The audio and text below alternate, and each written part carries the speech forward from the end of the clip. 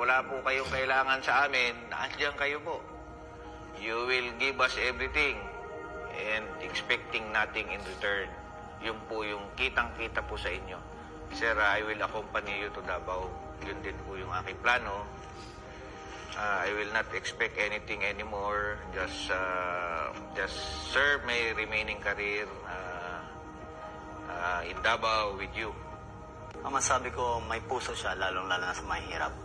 Actually, may mga nagtatanong nga sa akin kung ano ba daw talaga yung ugali niya behind the camera. Ang masabi ko lang, he's a jolly person, matalino, at higit sa lahat, mapagmahal, literally and figuratively. Para sa akin, isa sa natutunan ko kay PRRD ay yung pagiging mabait, pagbibigay respeto sa kanyang mga security. As commission officer, pili ko po itong tularan at ma-apply ko po sa aking nasasakupan. Sana sir, hindi mo kami makalimutan kahit na hindi na kami mag-work for you. Malapit na kasi, and sana sir, parati kang healthy kasi pag happy ka, iba kasi yung dating ng smile mo sir, pag happy ka na, giging happy din kami patati. Sir, bata mo ako forever. Ako magpasalamat kay nagatag ka sa amo. Hope, wala nga kabalo sir, pero idol dyan ka sir. Kasi idol kayo tika sir, dili kayo tungod sa imong leadership o sa imong nabuhat sa amo, kundi tungod sa imong pagkamaayong tao. Nakarami permi sir, mag-support sa imo ha sir. Sana sir, mas mahaba pa yung time na ikaw ang presidente. Kasi you have done a lot. And sana ipagpatuloy kung sino man yung papalit sa inyo, yung mga numpisan mo. Sana palagi ka pong nandyan. I have learned a lot from you, and especially sa mga mentoring na binigay niyo po sa amin, sa lahat ng guidance, sa lahat po ng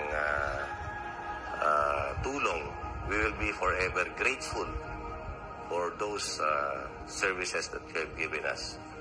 You're one of the best tatay sa totoo lang. Sa mga matagal nating pinagsamahan, sir, more than 5 years tayong magkasama. Nakita ko yung saya mo, yung hirap mo, yung mga tagumpay mo, syempre.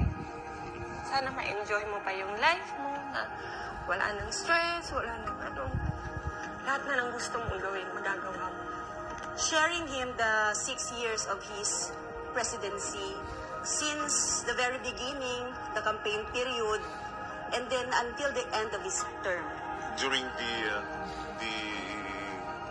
remaining years of our lives, no, na makikita ko pa rin ang mahal na Pangulo natin na nagsiservisyo sa bayan at nagbibigay ng guidance sa mga sumusunod sa kanya. Gusto ko lang, sir, na sabihin sa iyo na mahal ka namin, sir, in behalf of the Presidential Escorts Battalion.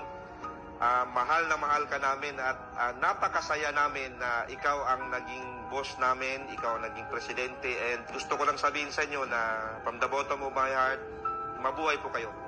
Maraming pong salamat, sir. Sir, sa 6 na taon na naging security officer niyo ako, maraming salamat sa kumpiyansa at tiwala na ibinigay niyo sa akin at saka sa aking mga kasamahan ng mga security officers. Ang hangad lang namin palagi sa inyo, sir, ay maprotektahan kayo, maging safety kayo. PRD has been more than just my commander-in-chief being in the military. So I always looked up to him like parang he's my father. Kasi there were many instances that we ate together, then sobrang relaxed lang. He would make jokes, he would tell silly jokes, even personal stories na dapat din ako nagkwento sa amin, kumbaga. Pero he's very open. Ang masabi ko, may puso siya, lalong-lalo na sa mahirap. Actually, may mga nagtatanong nga sa akin kung